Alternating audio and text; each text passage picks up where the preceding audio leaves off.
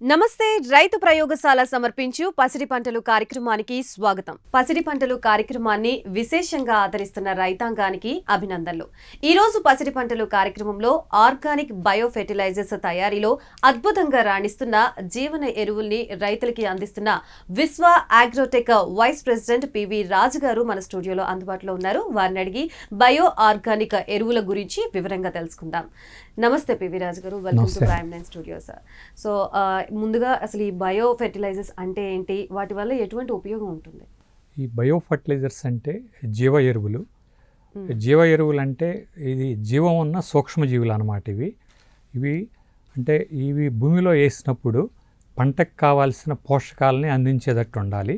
అది పంటకు మంచి జరిగే సూక్ష్మజీవులు అయి ఉండాలన్నమాట. వాటిని మనము బయో ఫర్టిలైజర్స్ అని అంటాం. వీటిలో చాలా రకాలు ఉన్నాయి. వీటిల్లో బ్యాక్టీరియా ఉంటుంది, తర్వాత ఫంగై ఉంటుంది, తర్వాత ఆల్గే కూడా ఉంటుందన్నమాట. ఈ మళ్ళా వీటిలోనే రకరకాలు ఉన్నాయి. మన బయో ఫర్టిలైజర్స్ బ్యాక్టీరియాకి వచ్చేసరికి symbiotic bacteria, non symbiotic bacteria. Symbiotic bacteria అంటే రైజోబియం బ్యాక్టీరియా లాంటిది. అంటే మనకి పప్పు జాతి పంటలు ఉంటాయి కదా, మినుము, పెసర, తర్వాత వేరుశెనగ కూడా, తర్వాత సోయాబీను, వీటికి వేర్లకి చిన్న చిన్న బుడిపులు ఉంటాయి అన్నమాట. ఈ బుడిపులు ఎందువల్లంటే రైజోబియం బ్యాక్టీరియా మన వాతావరణంలో ఉన్న వాతావరణంలో 75% వరకు నత్రజని ఉంటుంది. ఆ వాతావరణంలో ఉన్న నత్రజని తీసుకుని ఇవి వేర్ల మీద స్థిరీకరించుతుంది.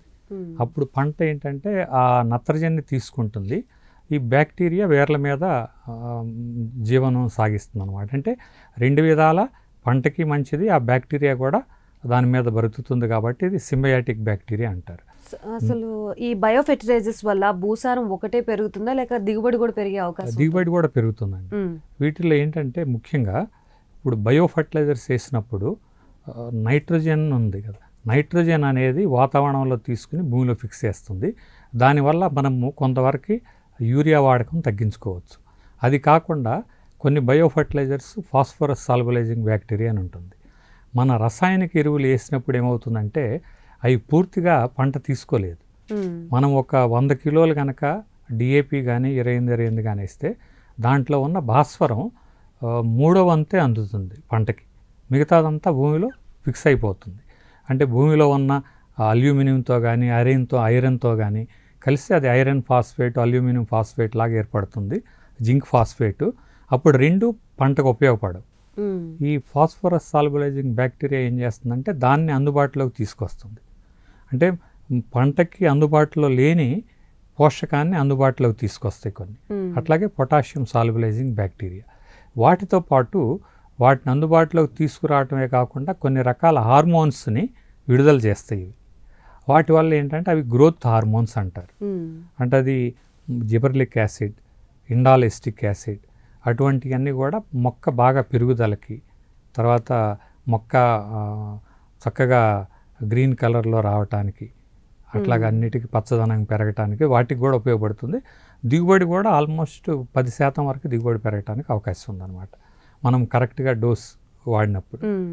సాధారణంగా రైతులందరూ ఈ ఫెర్టిలైజర్స్ యూజ్ చేసేది పంట దిగుబడి మంచిగా రావడానికి, లేకపోతే పంట ఆరోగ్యంగా రావడానికి, మంచి అవుట్పుట్ రావడానికి యూజ్ చేస్తారు. మరి అది భూసారం మీద ఎందుకు ఇంత ఎఫెక్ట్ కొడుతుంది? ఎటువంటి వాటి వల్ల ఇది ఎక్కువగా ఎఫెక్ట్ కొడుతుంది? మంచి ప్రశ్న అడిగారమ్మా మీరు.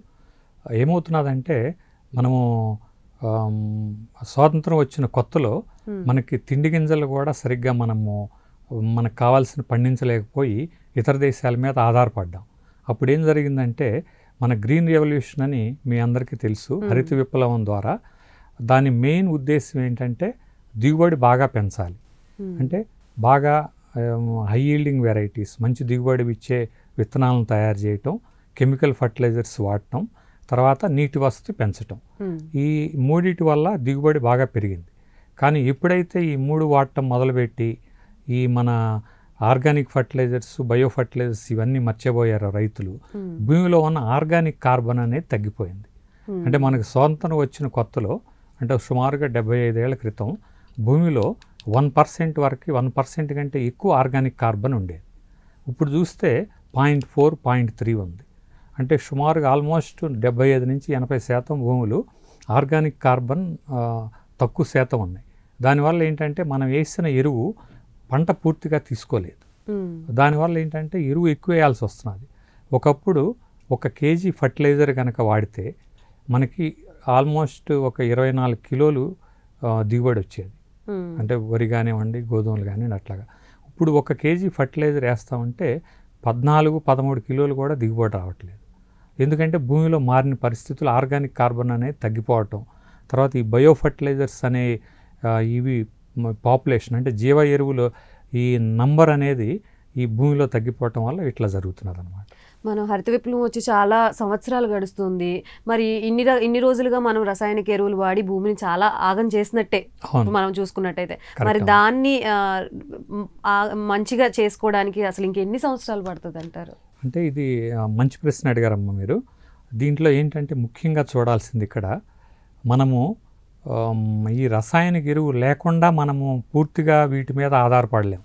అంటే కొంతమంది ఎవరైతే 100% ఆర్గానిక్ ప్రోడక్ట్స్ ఉత్పత్తి చేస్తున్నారో వాళ్ళని మినహాయించి మనం ఈ 140 కోట్ల జనాభాకి మనము తిండి గింజలు ఇవన్నీ ఉత్పత్తి చేయాలంటే మనం కూడా కంపల్సరీగా కెమికల్ ఫర్టిలైజర్స్ మీద ఆధారపడాలి కొంతవరకు. కానీ ఇంటిగ్రేటెడ్ న్యూట్రియంట్ మేనేజ్మెంట్ ఫాలో అవ్వాలి. తర్వాత సస్టైనబుల్ అగ్రికల్చర్ అంటే సుస్థిరంగా, అంటే ఇప్పుడు మన తాత ముత్తాతలు ఏదైతే మనకి భూసారాన్ని బాగా మనకు అందించారో అదే మన ముందు తరాల వాళ్ళకి ఇవ్వాలి. ఒక ఉదాహరణ చెప్పాలంటే ఈరోజు ఎకరానికి 40 బస్తాలు వరిధాన్యం పండిస్తున్నాం. ఒక 4-5 సంవత్సరాల తర్వాత, 10 సంవత్సరాల తర్వాత కూడా భూసారం చెడకుండా అదే 40 బస్తాల ధాన్యాన్ని మనం పండించగలగాలి. అప్పుడు ఇది సస్టైనబుల్ అగ్రికల్చర్ అవుతుంది. దానికి ఏంటంటే మన ఈ రసాయనిక ఎరువులతో పాటు ఆర్గానిక్ ఫర్టిలైజర్స్, బయో ఫర్టిలైజర్స్ వాడాల్సిన మోతాదులో వాడితే అప్పుడు భూసారము చెడదు, తర్వాత దిగుబడికి కూడా మనకి ప్రాబ్లం రాదు. రీసెంట్ టైమ్స్లో మనం ఎక్కువగా వింటుంది అంటే రసాయనిక ఎరువులు ఓన్లీ భూమికి మాత్రమే హాని కలిగించట్లేదు, అవి కొడుతున్న రైతులకు కూడా వారి ఆరోగ్య పరిస్థితికి కూడా హాని కలిగిస్తున్న పరిస్థితులు, కేసెస్ చాలా వచ్చినాయి. మరి దాన్ని పునరావృతం కాకోకుండా చేయడానికి ఎటువంటి రసాయనాలు యూజ్ చేయాలి? ఈ బయోకెమికల్ ఫెర్టిలైజర్స్ వల్ల కెమికల్స్ యూజ్ చేయకుండా బయో ఫెర్టిలైజర్స్ యూజ్ చేస్తే అటువంటి పునరావృతం కాకుండా ఉంటాయంటారా? కొంతవరకు ఉంటుంది. అంటే వాస్తవం అది మీరు చెప్పింది. ఇప్పుడు ఏమైందంటే ఈ కెమికల్ ఫర్టిలైజర్స్ నేను చెప్పాను కదా, ఇప్పుడు యూరియా ఉంది. యూరియా మనం భూమిలో వేసినప్పుడు 100 కిలోలు వేస్తే ఆ పంటకి 35-40 కిలోలే ఉపయోగపడుతుంది. మిగతాదంతా ఏమవుతుందంటే నత్రజని రూపంలో ఆవిరైపోవటం కానీ, లేకపోతే భూమి లోపలికి ఇంకిపోవటం. దానివల్ల ఏమవుతుందంటే భూమిలో ఉన్న నీరు, ఆ నీరు బావిలోకి, చెరువుల్లోకి చేరినప్పుడు అక్కడ కూడా కలుషితం అయిపోతుంది. హై నైట్రోజన్ ఎక్కువ ఉండటం వల్ల అది జలచరాలకు కానీ మన మనుషులకు కానీ అది మంచిది కాదు. రెండోది కెమికల్స్ అంటే పురుగు మందులు వాడతారు కొంతమంది, భూమిలో వేసే పురుగు మందులు. ఈ 4-8 అవన్నీ చాలా సంవత్సరాలు వాడారు. గవర్నమెంట్ కూడా ఈ మధ్య బ్యాన్ చేసింది 2020 నుంచి. ఈ 4-8 వల్ల ఏంటంటే మనకి భూమిలో ఉన్న ఏదైతే ఈ సూక్ష్మజీవులు, జీవ ఎరువులు పంటకి మంచి చేసేవి అవి కూడా చనిపోతాయి అన్నమాట. ఈ 4-8 ఇవన్నీ వాడటం వల్ల నీరు కలుషితం అయిపోతుంది. ఒకప్పుడు మనం చూస్తే భూమిలో ఎక్కడ చూసినా ఎర్రలు కనిపించాయి నేలలో, ఇప్పుడు ఎర్రలు లేవు. మీరు చెరువుల్లో కప్పలు చూసేవాళ్ళు ఇప్పుడు ఎక్కడ మీరు కప్పలు చూడటం కూడా లేదు, ఎందుకంటే కప్పలు కూడా కనిపించట్లేదు. ఇవన్నీ ఈ అంటే వాతావరణాన్ని ఇవన్నీ ఈ పురుగు మందులు, తర్వాత ఈ రసాయనిక ఎరువులు విచ్చలవిడిగా వాడటం వల్ల ఈ వాతావరణం అనేది కలుషితం అయిపోయి ఇవన్నీ అనర్థాలు జరుగుతున్నాయి. దీనికి ఒకటే మార్గం, మనము organic fertilisers plus bio fertilisers అట్లాగే లిమిటెడ్గా కావాల్సిన మోతాదు వరకే మనము కెమికల్ ఫర్టిలైజర్స్, రసాయనిక ఎరువులను వాడాలి. ఇప్పుడు డ్రిప్ ఇరిగేషన్ అని వస్తున్నది. అంటే డ్రిప్ ఇరిగేషన్ ద్వారా కూడా ఎరువులు ఇవ్వచ్చు. దాని ద్వారా అయితే తక్కువ మోతాదులో మనం ఎరువులు ఇవ్వడానికి అవకాశం ఉంటుంది. అప్పుడు ఈ భూమిలో ఉన్న నీరు ఇవన్నీ కలుషితం అవ్వకుండా మనం కొంతవరకు మనం కంట్రోల్ చేయొచ్చు. సో ఈ హ్యూమన్ ఎర్రర్స్ లాగా కాకుండా డ్రిప్ ఇరిగేషన్ ద్వారా అయితే సమాన పళ్ళంలో పొలానికి సరైన రసాయనం అందుతుంది. ఖచ్చితంగా అమ్మ, అది వేరు దగ్గరకే చేరుస్తాము. రోజు కొద్దిగా ఇవ్వచ్చు, ప్రతిరోజు ఇవ్వచ్చు కావాలంటే. అందుకని అది భూమిలో ఇంకిపోతుందని కానీ, అది వేరే రకంగా వెళ్ళి వేరే పొలాల్ని లేకపోతే పక్కనున్న నీటి వసతి ఉన్న చెరువులు, కుంటల్ని పాడు చేయకుండా ఉంటుంది. అది చాలా ఉపయోగం. దాంతోపాటు ఇవి కూడా మనము ఆర్గానిక్ ఫర్టిలైజర్స్, బయో ఫర్టిలైజర్స్ కనుక వాడుకున్నట్లయితే మనం మంచి దిగుబడులు తీయొచ్చు. సరే, ఈ బయో ఫెర్టిలైజర్స్కి ఆర్గానిక్ ఫెర్టిలైజర్స్కి ఉన్న డిఫరెన్స్ ఏంటి అసలు? ఇప్పుడు ఆర్గానిక్ ఫర్టిలైజర్స్ అంటే వీటిలో 2 రకాలమ్మా. ఒకటి ఏదైనా సరే మనము మొక్కల నుంచి కానీ జంతువుల నుంచి వచ్చిన పదార్థాలు అవి కుళ్ళిన తర్వాత అవి గనక పంటలకి పోషకాలను ఇచ్చినట్టయితే వాటిని ఆర్గానిక్ ఫర్టిలైజర్స్ అంటారు. వాటిల్లో మొక్కల నుంచి వచ్చాయంటే మనం పచ్చిరొట్ట, ఒక ఎగ్జాంపుల్ చెప్పాలంటే జీలుగా, పిల్లి పెసర, తర్వాత జనుము, వీటిని మనము ఖాళీగా అంటే పంటలు అయిపోయిన తర్వాత భూమిలో ఉన్న తేమతోటి మనం విత్తనాలు చల్లుకుంటే అది పెరుగుతుంది. దాని కనుక పొలంలో దున్నించేసి పొలంలో కలిపేస్తే అది మంచి ఆర్గానిక్ ఎరువుగా తయారవుతుంది. కాకపోతే వాటిల్లో బాగా ముదిరిపోయిన తర్వాత కాకుండా కొద్దిగా లేతగా ఉన్నప్పుడు పొలంలో దున్నేసి మనము నాటడానికి సుమారుగా 1 నెల రోజుల ముందు కనుక మనం చేసుకోగలిగినట్టయితే అది మంచి ఎరువుగా తయారవుతుంది.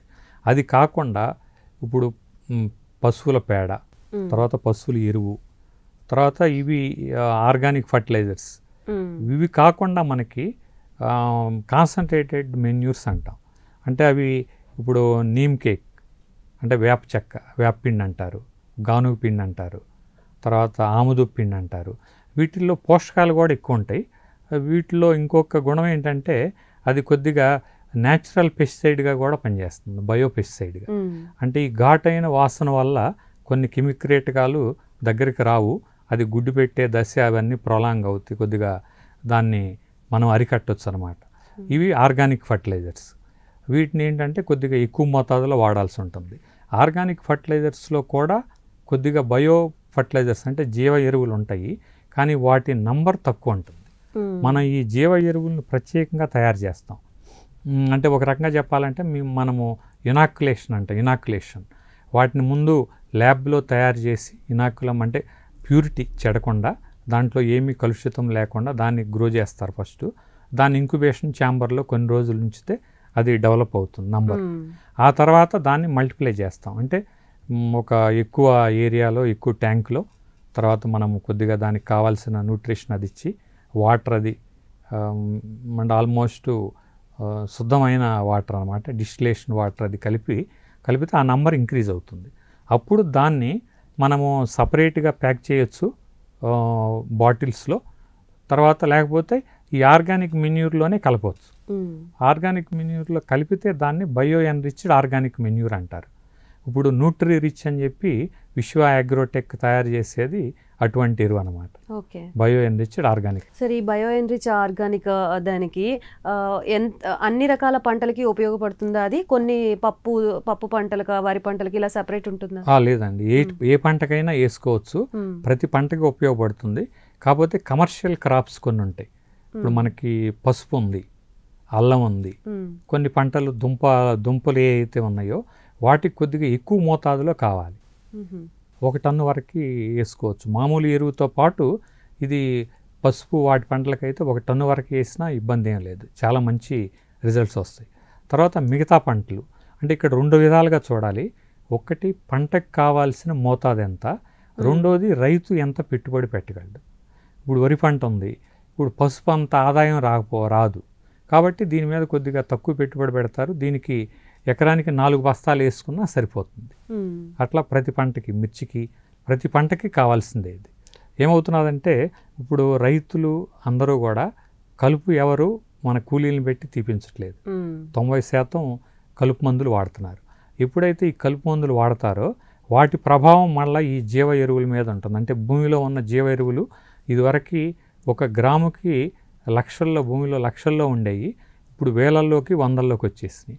ఎప్పుడైతే ఈ కెమికల్స్ మనము అది మామూలుగా ఈ కలుపు నివారణ మందులు కానివ్వండి, ఇంకో మందులు కానివ్వండి, ఈ భూమిలో పడినప్పుడు వాటి ప్రభావం ఈ జీవ ఎరువుల్ని అణగదొక్కేస్తుంది. దానివల్ల దీంట్లో ఈ నంబర్ అనేది తగ్గిపోతున్నది. కాబట్టి మనం బయట నుంచి కనుక ఇవి అందించగలిగితే మనం ఆ భూసారాన్ని మళ్ళా మెయింటైన్ చేయగలుగుతాం. రైట్ సార్, ఇటు రైతు నష్టపోకుండా ఈ బయో ఫెర్టిలైజర్స్ యూజ్ చేస్తున్నాం, అలాగే రసాయన ఎరువులు పర్టికులర్ మోతాదులో యూజ్ చేస్తున్నాం అంటున్నారు. ఎంతవరకు రసాయనిక ఎరువులు యూజ్ చేయాల్సి వస్తుంది ఒక్కొక్క పంటకి? మంచి ప్రశ్న అడిగారు. ఇప్పుడు ఇతర దేశాలతో పోల్చుకుంటే ఇప్పుడు మనకి అమెరికా ఉంది, యూరోప్ కంట్రీస్ ఉన్నాయి, చైనా ఉంది, వీళ్ళు కావాల్సిన ఎరువు మోతాదులో ఆల్మోస్ట్ 35 నుంచి 50% వరకు ఆర్గానిక్ ద్వారా వాడుతున్నారు. ఆర్గానిక్ ఫర్టిలైజర్స్ కానివ్వండి, బయో ఫర్టిలైజర్స్ కానివ్వండి. మన ఇండియాలో మనం 5% కూడా వాడట్లేదు. సైంటిఫిక్గా అంటే శాస్త్రవేత్తలు చెప్పిన దాని ప్రకారం అయితే మనకు కావాల్సిన నత్రజనిలో ఒక ఎకరానికి 48 కిలోలు నత్రజని కావాలంటే దాంట్లో కనీసం 1/3 ఈ ఆర్గానిక్ రూపంలో ఇస్తే మంచిది. అంటే అప్పుడు ఏమవుతుందంటే భూసారం చెడకుండా ఉంటుంది. భూమిలో ఏ అయితే పోషకాలు ఫిక్స్ అయిపోయినాయో వాటిని బయటకు తీసుకురావడానికి కూడా మనకి వీలవుతుంది, భూసారం చెడకుండా. సార్, మనం ఇప్పుడు ఎగ్జాంపుల్గా చూసుకున్న ఆయిల్ పామ్ సాగులో బయో ఫెర్టిలైజర్స్ ప్రాథమిక దశ నుంచి అసలు ఎలా ఉపయోగించాలి? ఇప్పుడు బయో ఫర్టిలైజర్స్లో మీకు ఇందాక కూడా చెప్పాను, చాలా రకాలు ఉన్నాయి. రైతులకు ఇన్ని రకాలు వాడమంటే కొద్ది కష్టం. దానికి ఏంటంటే అందుకని బయో ఎన్రిచ్డ్ ఆర్గానిక్ మెన్యూర్ కనుక వేసుకోగలిగితే అది చాలా బాగుంటుంది. ఎందుకంటే దాంట్లో అన్ని ఇప్పుడు న్యూట్రిరిచ్ ఉంది, విశ్వ అగ్రోటెక్, దాంట్లో అన్ని రకాలు కల్పిస్తున్నాం. కాబట్టి మొక్క పెట్టిన దగ్గర నుంచి మన ఆయిల్ పామ్లో ఏంటంటే ఎకరానికి 57 మొక్కలు పెట్టాం. ఒక్కొక్క మొక్క పెట్టినప్పుడే ఆ మొక్క గుంతలోనే మట్టితో పాటు అంటే ఒక మొక్కకి 4 నుంచి 5 కిలోలు కనుక మనం న్యూట్రిరిచ్ కనుక వేసుకుంటే చాలా బాగుంటుంది. ఆ తర్వాత ఒక 4 నెలలకి 3 నెలలకు ఒకసారి ఒక 2 కిలోలు అట్లా మొదటి సంవత్సరం వరకు. ఆ తర్వాత 2వ సంవత్సరం 3వ సంవత్సరం నుంచి కూడా మనము వీటిల్లో 2 నుంచి 3-4 సార్లు వేసుకోవచ్చు. కాకపోతే వాటర్ ఉండాలంతే మనం వేసినప్పుడు. జనరల్గా ఏంటంటే రైనీ సీజన్ నుంచి మొదలవుతుంది, వర్షాకాలం నుంచి. జూలైలో ఒకసారి, సెప్టెంబర్లో ఒకసారి, డిసెంబర్లో ఒకసారి, అట్లా 3 దఫాలుగా ఒక్కొక్క మొక్కకి 4 కిలోల చొప్పున కనుక వేసుకున్నట్లయితే చాలా బాగుంటుంది. సో సార్, ఈ విశ్వ అగ్రోటెక్లో ప్రస్తుతం ఎటువంటి కార్యక్రమాలు జరుగుతున్నాయి? తయారు చేస్తున్న ఎరువుల రకాలు, వాటి విధానం గురించి చెప్తారా? విశ్వ అగ్రోటెక్లో ఆర్గానిక్ మెన్యూర్ తయారవుతున్నది, ఆర్గానిక్ కంపోస్ట్ తయారవుతున్నది, బయో ఎన్రిచ్డ్ ఆర్గానిక్ తయారవుతున్నది. ఇవి గుళికల రూపంలో కూడా తయారు చేస్తున్నాం. న్యూట్రీ రిచ్ అని చెప్పి మామూలుగా ఈ బ్రాండ్ నేమ్ ఇది. న్యూట్రీ జైమ్ అని చెప్పి గుళికలు కూడా ఉన్నాయన్నమాట. దాన్ని కొద్దిగా ఎన్రిచ్ చేసి, ఇది కాకుండా ఇప్పుడు మేము కొత్తగా నీమ్ కేక్స్, వేపపిండి ఇవి కూడా ఇంట్రొడ్యూస్ చేస్తున్నాము. వీటితో పాటు F4 అంటే మనకి పంటకి ఏంటంటే NPKతో పాటు చిరు పోషకాలు కూడా కావాలి. అందుకని వాటికి మైక్రోన్యూట్రియంట్ మిక్చర్స్ కూడా తయారు చేస్తున్నాం. ఇప్పుడు వచ్చే నెల నుంచి మైక్రోన్యూట్రియంట్ మిక్చర్స్ కూడా రిలీజ్ చేయబోతున్నాం. ఫార్ములా 7, ఫార్ములా 4 ఇవన్నీ కూడా. తర్వాత ఈ అర్బన్ గార్డెనింగ్కి కూడా 1 kg ప్యాకింగ్ ఉంది. వాళ్ళకి ఇంకా 20 kgల ప్యాకింగ్ కూడా చేద్దామని, టెర్రేస్ గార్డెన్ వాళ్ళకి కూడా ఉపయోగపడేటట్టు. రీసెంట్ టైమ్స్లో ఎక్కువ మంది దాని వైపు కూడా మొగ్గు చూపుతున్నారు. వాళ్ళకైతే ఈ 40 కిలోలు 50 కిలోలు బస్తా అయితే సిటీలో కొద్ది కష్టంగా ఉంటుంది. అందుకోసం 1 kg అయితే రిలీజ్ చేశాము. 20 కిలోలు కూడా చేస్తే వాళ్ళకి కూడా వీలుగా ఉంటుందని చెప్పి మేము ఇవన్నీ ప్లాన్ చేస్తున్నాం. వీటితో పాటు మన బయో ఫర్టిలైజర్స్ లిక్విడ్స్ కూడా అమ్ముతున్నాం. 1 లీటర్ బాటిల్స్ అవి కూడా ఎవరైతే రైతులు ఇంట్రెస్ట్గా వాళ్ళు వాడుకుందాం అనుకుంటే వాళ్ళకి అట్లా కూడా ఉంది. లేదు అంత శ్రమ చేయలేరు అనుకున్నప్పుడు ఈ bio enriched organic manure Nutri rich అనేది వాళ్ళు వాడుకోవచ్చు. ఇప్పుడు డ్రిప్ ఇరిగేషన్ ఉంది. డ్రిప్ ఇరిగేషన్లో డైరెక్ట్గా ఈ బయో ఫర్టిలైజర్స్ లిక్విడ్స్ వాడచ్చు. వాటర్ ద్వారా వెళ్ళిపోతుంది. ఒక 5 నిమిషాల్లో మొత్తం పంట మొత్తం అందుతుంది. అట్లా చేసుకో న్యాచురల్గానే డ్రిప్ ద్వారా రూట్ జోన్కి వెళ్ళిపోతుంది, వేర్ల దగ్గరికి. అది డ్రిప్ ఇరిగేషన్లో ఉన్న అది కొద్దిగా సౌలభ్యం అన్నమాట. అట్లా లేని పక్షంలో ఈ బయో ఎన్రిచ్డ్ ఆర్గానిక్ మెన్యూరు మనం న్యూట్రీ రిచ్ అనేది వాడుకోవచ్చు. సార్, ఈ పాలీ హౌస్లో బయో ఫెర్టిలైజర్స్ యూజ్ చేయొచ్చా? యూజ్ చేసే అవకాశం ఉంటుందా? ఉంది, తప్పకుండా ఉంది. ఓకే, కంపల్సరీగా వాడాలి బయో ఫర్టిలైజర్స్. పాలీ హౌస్లో కూడా మనము బెడ్ తయారు చేసుకున్నప్పుడే కనుక దాంట్లో వాడుకుంటే, జనరల్గా పాలీ హౌస్లో ఏంటంటే మల్చింగ్ షీట్ అవన్నీ ఉంటాయి. వాటి ముందుగానే డ్రిప్ ఇరిగేషన్లో కూడా చాలామంది ఇప్పుడు మిర్చి పంటలో కూడా మల్చింగ్ షీట్ వాడుతున్నారు. మల్చింగ్ షీటు వేసే లోపే ఆర్గానిక్ ఫర్టిలైజర్స్ అన్నీ వేసుకోవాలి. వాళ్ళకి కనుక డ్రిప్ ఇరిగేషన్ కనుక ఉంటే, అంటే పాలీ హౌస్లో జనరల్గా అందరికీ డ్రిప్ ఇరిగేషన్ ఉంటుంది కాబట్టి వాళ్ళు చాలా ఈజీగా ఈ బయో ఫర్టిలైజర్స్ అనేది వాడవచ్చు. టైం ప్రకారం మనం ఏ టైంలో ఏది ఇవ్వాలో అట్లా వాడుకోవచ్చు. అట్లా డ్రిప్ ఇరిగేషన్ లేని వాళ్ళు మాత్రం మన వీటితో పాటు మామూలుగా ఆర్గానిక్ మెన్యూర్తో పాటు కలుపుకొని ముందుగా భూమిలో కనుక వేసేసుకుంటే మంచి దిగుబడులు సాధించవచ్చు. ఈ బయో ఫర్టిలైజర్స్, ఈ ఆర్గానిక్ ఫర్టిలైజర్స్ వల్ల, ఈ నీమ్ కేక్స్ వీటి వల్ల ఈ పాలీ హౌస్లో జనరల్గా ఏంటంటే నెమటోడ్స్ ప్రాబ్లం వస్తుంది. పంటలకి హాని చేసే నెమటోడ్స్, వాటి వల్ల మొక్కలు చనిపోతూ ఉంటాయి. వాటికి కూడా ఇది పనిచేస్తుంది. ఓకే. అట్లాగే కొన్ని రకాల తెగుళ్ళను కూడా మనము వీటి ద్వారా అరికట్టే అవకాశం. ఇప్పుడు మన ఆయిల్ పామ్లో కొన్ని రైనోసారస్ బీటిల్ అని చెప్పి నల్ల పురుగు, కొమ్ముల పురుగు అది వస్తుంది. అది మట్టల్ని హోల్స్ చేసి రంప పొట్టులాగా ఇచ్చేసి మొవ్వుని వాటిని చంపేస్తుంది. వాటికి కూడా మెటారైజియం అని చెప్పి మళ్ళా శిలీంద్ర నాశనం మనం ఈ బయో ఎన్రిచ్డ్ ఆర్గానిక్ మెన్యూర్లో కలుపుకుని వాడుకోవచ్చు. అది అడ్వాంటేజ్ అవుతుంది అన్నమాట వాటికి. అట్లాగే కొన్ని రకాల విల్ట్ అంటే ఎండు తెగులని, తర్వాత వేరుకుళ్ళని, వాటిని కూడా నివారించడానికి ఈ బయో ఫర్టిలైజర్స్తో పాటు ఈ బయోకెమికల్స్ అనొచ్చు మనము, వాటిని కూడా వీటిలో కలుపుకొని వాడుకుంటే ఒకేసారి మనకి మళ్ళా ఇబ్బంది, పునరావృతం కాకుండా ఉంటుంది. లేబర్ ఈ ప్రాబ్లం కూడా అంత ఒకేసారి అయిపోతుంది పని రెండింటికి.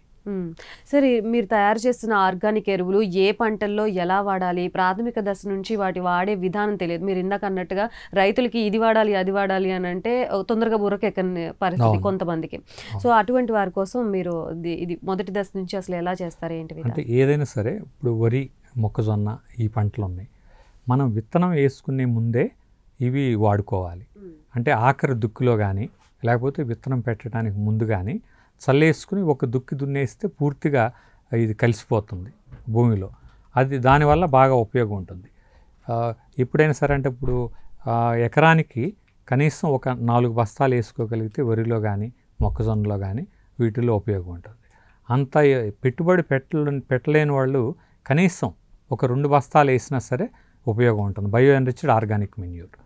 ఇప్పుడు మిగతా పంటలు ఉన్నాయి, తర్వాత పసుపు, వీటికి పసుపు కానివ్వండి, తర్వాత ఇంకా మనకి ఈ అల్లం కానివ్వండి, మిర్చి కానివ్వండి, వీటికి ఎక్కువ వాడాల్సి ఉంటుంది. ఎందుకంటే వాటికి అవసరం ఎక్కువ ఉంటుంది. కాబట్టి ఎకరానికి 20 నుంచి 30 బస్తాలు కూడా వాడుకోవచ్చు. 1 టన్ను వరకు కూడా 25 బస్తాల దాకా కూడా వాడవచ్చు వాటికి. తర్వాత కొన్ని హార్టికల్చర్ క్రాప్స్, ఇప్పుడు మీరు చెప్పారు ఆయిల్ పామ్, తర్వాత కోకోనట్, వాటికి కొబ్బరి, వీటన్నిటికీ కూడా వీటికి ఏంటంటే ఒకేసారి ముందుగానే ఒకసారి వేయాలని లేదు. అంటే మామూలుగా విత్తనం పెట్టే కొన్ని సీరియల్ పంటలకి వాటికైతే విత్తనం ముందు వేయాలి. వీటికి మనము సంవత్సరంలో 2-3 సార్లు వేసుకోవచ్చు హార్టికల్చర్ క్రాప్స్. మొదలకి 1 మీటర్ దూరంలో చిన్న గాడిలాగా చేసి దాంట్లో వేసి మట్టితో కప్పేస్తే ఇది చాలా బాగా ఉపయోగపడుతుంది.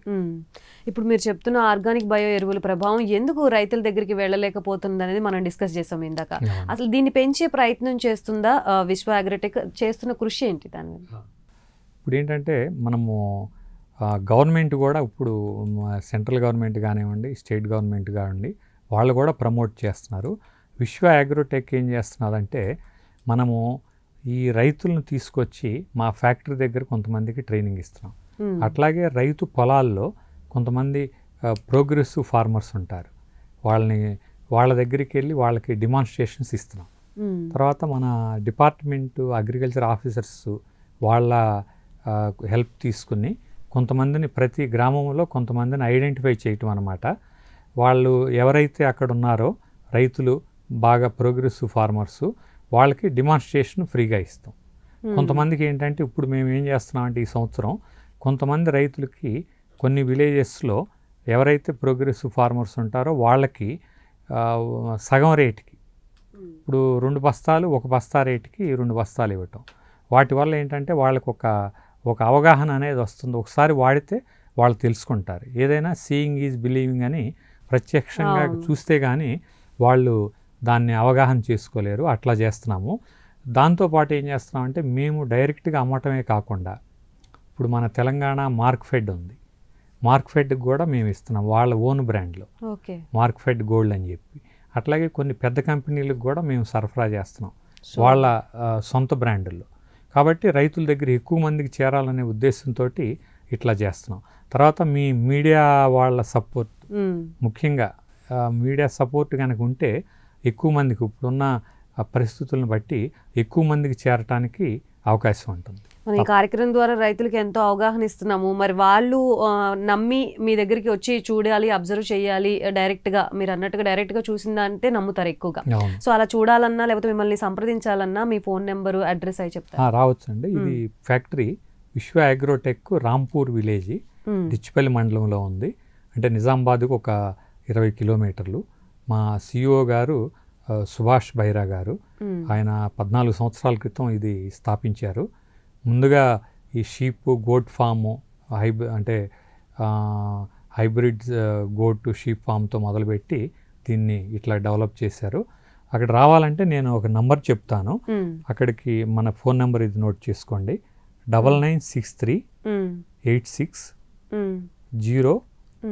0774. ఓకే, ఈ నెంబరు. ఇంకో నెంబర్ కావాలంటే 99590 22 158. ఓకే సార్, ఈ కోరమండల్ లాంటి పెద్ద సంస్థలో పనిచేశారు, దాని తర్వాత ఇది. సో ఆ ఎక్స్పీరియన్స్ ఎలా ఉంది? ఇక్కడికి వచ్చిన తర్వాత ఎలా అనిపిస్తుంది? అంటే నేను కోరమండల్లో 32 సంవత్సరాలు పనిచేశాను. నేను రిటైర్డ్ అయ్యే ముందు ఆర్గానిక్ డివిజన్కి మార్కెటింగ్ హెడ్గా ఉన్నాను. కోరమండల్ కంపెనీ కూడా కెమికల్ ఫర్టిలైజర్స్ తయారు చేస్తూ కూడా ఆర్గానిక్ ఫర్టిలైజర్స్ ప్రమోషను 10 సంవత్సరాల పైనుంచి మొదలుపెట్టారు. ఎందుకంటే రైతుకి ఇది ఉపయోగం అని చెప్పి కంపెనీ గుర్తించి అట్లాగా ఆర్గానిక్ ఫర్టిలైజర్స్ బ్యాగుల్లో అమ్మటం అనేది ఫస్ట్గా మొదలుపెట్టారు కోరమండల్. అట్లాగా దాంట్లో ఉన్న అనుభవాలతోటి ఆల్ ఇండియా తిరిగి అన్ని స్టేటుల్లో అక్కడ ప్రోడక్ట్స్ అవన్నీ చూసిన తర్వాత ఆ ఎక్స్పీరియన్స్ నాకు ఇక్కడ తప్పకుండా ఉపయోగపడుతున్నది. ఇక్కడ కొన్ని కొత్త ప్రోడక్ట్లు తయారు చేయడానికి. ఇప్పుడు ఆయిల్ పామ్కి కూడా ఆయిల్ పామ్ స్పెషల్ బయోఎన్రిచ్డ్ మా ఆర్గానిక్ మెన్యూర్ కూడా ఒకటి చేద్దామనే ఉద్దేశంతో ఉన్నాము. అట్లాగా క్రాప్ స్పెసిఫిక్ కూడా కొన్ని చెయ్యాలి, ఆ క్రాప్కి కావాల్సిన పోషకాలన్నీ దాంట్లో ఉండేటట్టు అట్లా కూడా ప్రయత్నం చేస్తున్నాము. ఆ ఎక్స్పీరియన్స్ నాకు బాగా ఉపయోగపడుతున్నది. Right, thank you so much sir. మీ అనుభవాలతో రైతులకి ఇంకాస్త మేలు చేయాలని మనస్ఫూర్తిగా కోరుకుంటున్నాం. ధన్యవాదాలు. సో చూశారు కదా, ఇది ఇవాల్టి పసిడి పంటలు కార్యక్రమం. మరొక కార్యక్రమంతో మళ్ళీ కలుద్దాం. అంతవరకు సెలవు, నమస్తే.